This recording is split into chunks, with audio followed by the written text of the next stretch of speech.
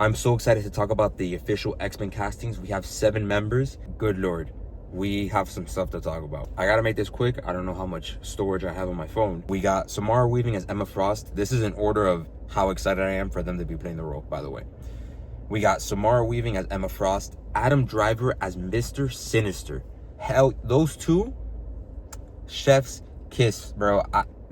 Those are great, amazing castings. So glad that Adam Driver is actually going to be playing Mr. Sinister. I think he can bring that Kylo Ren feeling over to it in terms of the antagonistic figure, while still being playful and like a diva and all that he does in other roles as well. Next after that, we got Sadie Sink as Jean Grey. She's done amazing with what I've seen so far, and I don't really have any notes with that. Like, we already know what's up with her pretty much, and I'm really excited to see her character progression. Next up, these are all kind of together. Kit Connor as Cyclops, Maya Boyd as Storm, and Christopher Abbott as Professor X. I don't know enough about what especially Kit Connor and Christopher have done to know if they're fantastic castings.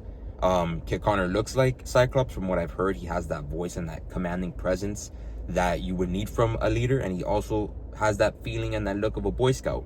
So I'm not mad at it.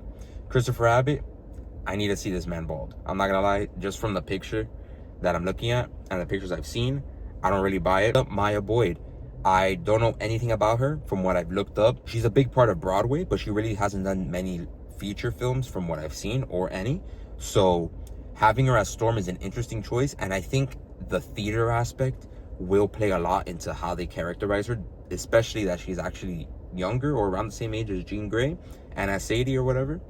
And that could be really interesting to have basically a theater kid playing Storm, because of the possible stories they could do with Storm. The sense of claustrophobia and becoming more regal with the powers that she gets through the activation of the X gene, controlling the weather.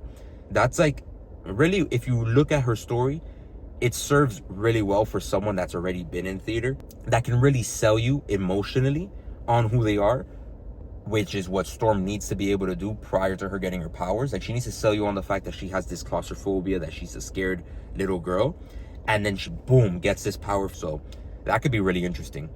And then the last one, Indy as Rogue.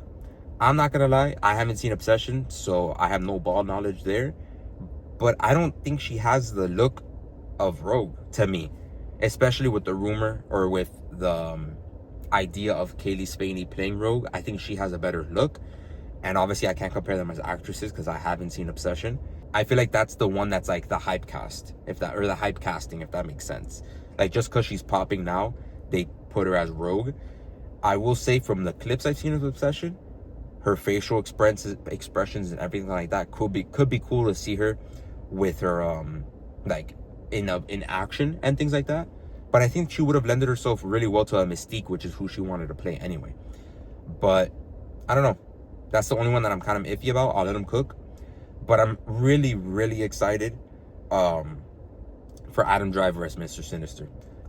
When the casting was rumored about Adam Driver joining the X-Men between Magneto and Sinister, I was way down for Sinister more. And it's interesting the way that they're casting him under the name Nathaniel, and not Essex, which is the one that's in the new Wolverine game coming up, which is Essex. Nathaniel Milbury is the one that let me put this down. Is the one that was the headmaster where Cyclops grew up and was abused while Sinister was doing the testing for the gene testing. And that could be a very interesting story for a beginning X-Men movie, having him be that first villain that they encounter as a team. And we get development for Cyclops via flashbacks, or they make it a centric Cyclops movie with his story, and then all the other characters kind of jumping in and stuff. That could be really cool. Or they do a double film where we get the intro to the X-Men, him being Mr. Sinister, being the big bad of like the first one they face, and then we get some of that trauma from Cyclops from when he was abused or whatever it may be. Maybe he captures Jean Grey, does some experimenting on her. That's how we lay the seeds for the Dark Phoenix saga. Like, there's a lot of potential. And on top of all that, these movies are coming out in 2028. X-Men, Ghost Rider, and Black Panther 3. Now, Black Panther 3 I don't know when it was slated for off the top of my head, but X-Men, I believe, was May. And Black Panther 3, if Ryan Coogler wants to introduce Storm there, we could do something very, very, very cool where Mr. Sinister captures Storm and forcefully activates her X gene, experimenting on her, after we get a setup of her being the claustrophobic child that she is with T'Challa Jr., then building up a friendship, her being captured in a post-credit scene, and then leading us into the X-Men movie where their first thing as a team having to save a young Storm. So there's a lot of potential, and Adam Driver's a fantastic actor, so I'm not mad at it at all. I think he's gonna do a great job, and I'm so happy.